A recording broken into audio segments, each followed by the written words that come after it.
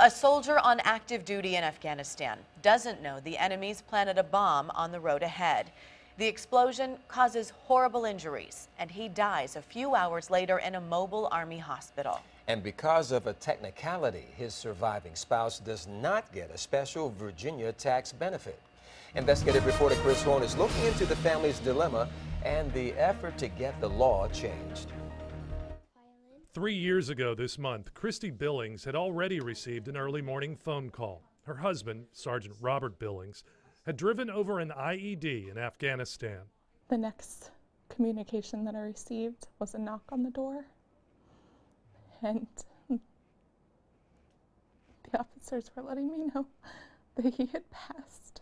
Billings' husband died not on the spot of the attack, but a few hours later in a tent hospital in Kandahar. He is classified on his casualty report as died of wounds. In other words, he was not, by definition, killed in action. That's the phrase in a new Virginia law designed to give surviving spouses of those killed in action relief from real estate property taxes. It passed a year ago by a 7-to-1 margin, with more than 1.8 million Virginians approving of the idea. Do you think any of those 1.8 million voters had this in mind when they said yes to this amendment to the Constitution? Not a single one. Barry Knight represents the district where Christy Billings lives. We alerted his office to the loophole that's denying tax benefits to military families.